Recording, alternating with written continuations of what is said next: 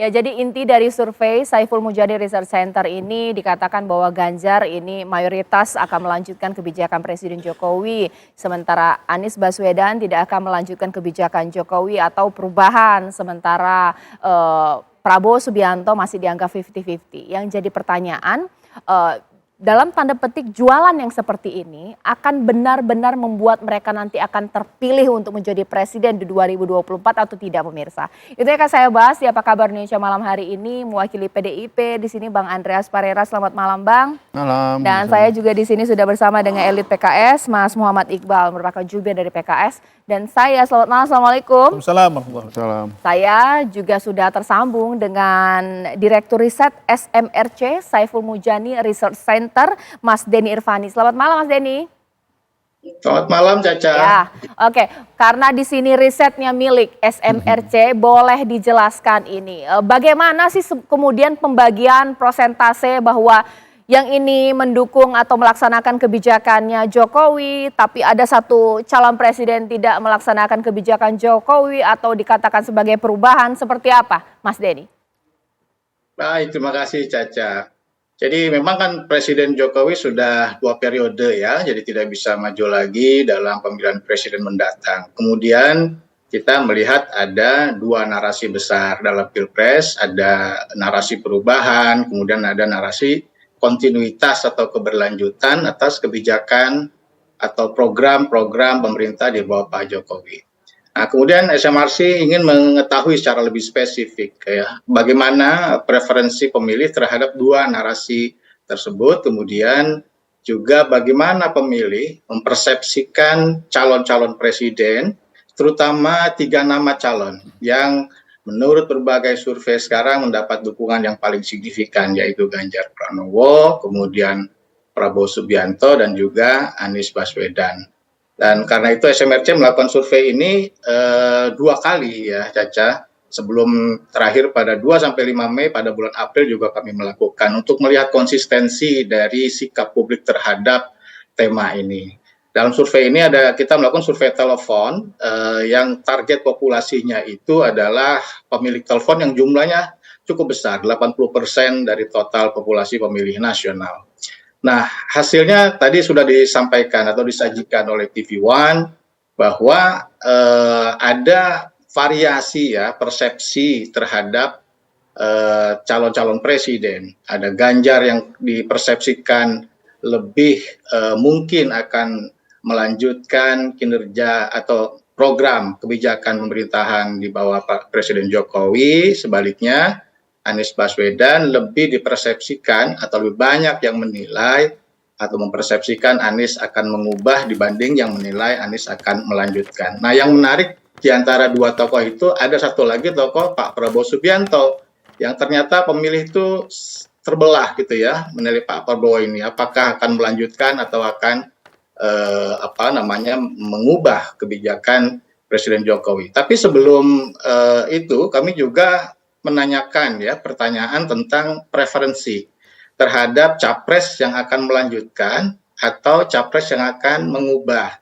Nah, untuk pertanyaan preferensi terhadap capres yang akan melanjutkan dan mengubah ini juga hasilnya menarik ya. Sejauh ini mayoritas sekitar 57% itu lebih menginginkan capres yang akan melanjutkan program pemerintahan Pak Jokowi. Sementara yang menginginkan capres yang akan mengubah kebijakan Presiden Jokowi jumlahnya lebih sedikit, 33%. Begitu, Anissa. Ya. Ditahan dulu Mas Denny, sekarang saya ingin ke Mas Iqbal. Sepakat tidak bahwa sesuai dengan persepsi masyarakat, mayoritas percaya bahwa Pak Anies jikalau terpilih tidak akan melanjutkan kebijakan Presiden Jokowi? Ya, itu saya kira framing dari media ataupun persepsi yang akhirnya dipahami masyarakat. Karena sesungguhnya konotasi dari yang namanya perubahan change itu adalah positif. Dulu BKPM, badan investasi itu yang Mbak Bahlil naik jadi menteri berubah. Artinya apa? Dia mengalami sesuatu perubahan yang ke arah positif. Jadi koalisi perubahan untuk persatuan, nah ini ya, harus dipahami bahwa perubahan yang kami makni adalah tentu saja perubahan-perubahan yang positif. Presiden PKS beberapa kali loh mengapresiasi Pak Jokowi dalam konteks mudik, dalam konteks pembangunan infrastruktur. Tetapi kami ingin perubahan itu ditata ulang dengan lebih baik. Yang seperti kemarin rame tentang isu mobil listrik. Karena kami, Pak Anies mengatakan bahwa subsidinya tidak tepat. Untuk itu nanti kita akan tata. Mobil listrik oke, untuk keberlangsungan kehidupan manusia oke, tapi bukan untuk orang kaya. Itu contohnya. Tetapi subsidi mobil listrik juga untuk masyarakat bawah yang mungkin lebih memerlukan bantuan atau subsidi itu. Bukan orang-orang yang kaya. Itu contohnya. Jadi perubahan dalam konteks apapun saya kira maknanya positif bukan negatif. Mungkin orang-orang yang di-framing seolah-olah nanti akan terjadi penghambatan, akan terjadi perubahan yang mendasar yang merugikan orang, itu tentu. Koalisi Perubahan untuk Persatuan tentu saja ingin memberikan sesuatu yang baru buat masyarakat. Oke, sekarang saya ke Bang Andreas. Bang Andreas, kalau misalnya persepsi publik 58% percaya bahwa Ganjar nanti akan melanjutkan kebijakannya Presiden Jokowi, sekiranya ini diamini juga tidak oleh PDIP?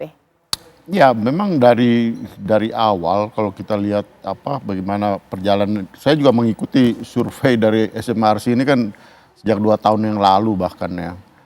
Dan di situ kan ada bagian yang berkaitan dengan ini figur yang akan melanjutkan gitu. Nah, memang di situ kelihatan gitu bahwa ya Mas Ganjar cukup menonjol gitu sebagai figur yang dianggap akan melanjutkan pemerintahan Pak Jokowi, artinya kebijakan-kebijakan yang sudah dilakukan oleh Pak Jokowi gitu. Dan saya kira itu sangat wajar gitu. Pertama ya baik Pak Jokowi maupun Pak Mas Ganjar ini ada di dalam satu frame partai yang sama, maupun kemudian juga selama perjalanan pemerintahan ini saya kira Presiden Jokowi ini bukan presiden yang orang bilang lemdak presiden yang pada masa akhirnya biasanya turun ininya popularitasnya. Ini justru naik bahkan stabil di 70-an% gitu. Itu relatif tinggi untuk presiden in acting gitu, presiden yang sedang menjalankan pemerintahannya. Saya juga melakukan survei misalnya di dapil saya melakukan survei bahkan lebih tinggi lagi dari itu gitu. Ya. Jadi memang saya kira siapapun yang ini ingin memperoleh kotel ini, dan kebetulan memang Ganjar ada di dalam frame ini dengan Pak Jokowi, sehingga kalau persepsi publik juga seperti itu klop gitu. Nah, kalau misalnya kita lihat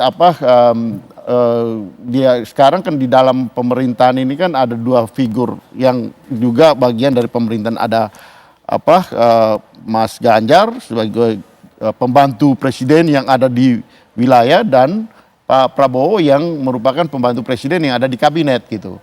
Ya. Nah, tentu publik akan menilai gitu. Publik akan menilai yang mana yang benar-benar merupakan yaitu tadi figur yang akan melanjutkan pemerintahan Pak Jokowi ini dalam arti kebijakan-kebijakan. Oke. Nanti sesaat lagi kita akan bahas lebih dalam. Mungkin kalau dilihat dari luarnya saja, melanjutkan atau juga perubahan, nggak ada yang salah. Tapi kalau ada beberapa pihak yang mempertanyakan dan melihat lebih jauh lagi, yang melanjutkan atau capres yang melanjutkan kebijakan presiden saat ini dianggap miskin gagasan, sementara yang melakukan perubahan dianggap marketing politik saja ketika sudah berkuasa, sama saja. Sesaat lagi.